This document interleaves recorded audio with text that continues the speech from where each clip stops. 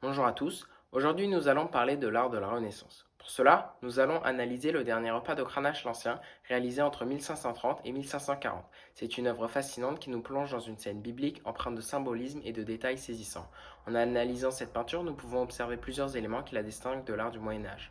Pour commencer, je vais rapidement vous présenter l'œuvre. Cette peinture représente le dernier repas de Jésus avant sa crucifixion. On remarque cela grâce à ce personnage qui fait beaucoup penser à Jésus. De plus, ce personnage est en accolade avec un personnage très ressemblant à Judas. Le reste des personnages sont les 12 apôtres qui accompagnent Jésus pour ce dernier repas. Maintenant, nous allons analyser cette œuvre. La perspective utilisée dans le dernier repas montre une évolution par rapport aux représentations médiévales. Cranach l'Ancien a su créer une profondeur dans la composition en utilisant un paysage en arrière-plan où un fleuve serpente dans la vallée et un château se dessine au loin.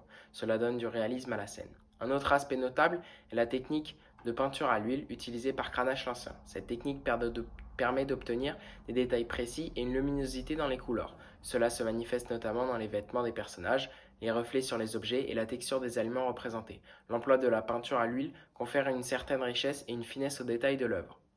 En regardant attentivement le dernier repas, on peut également remarquer l'utilisation stratégique des couleurs. Les couleurs vives telles que le rouge, utilisé pour représenter le pouvoir et l'importance des personnages bibliques, présents lors du dernier repas.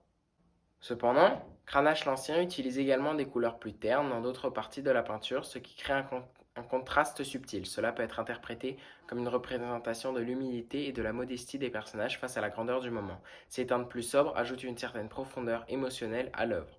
En conclusion, le dernier repas de Cranach l'Ancien est une peinture qui se distingue par sa perspective évoluée par rapport au Moyen Âge, son utilisation habile de la peinture à huile pour les détails et ses choix de couleurs qui transmettent à la fois la puissance et l'humidité de la scène.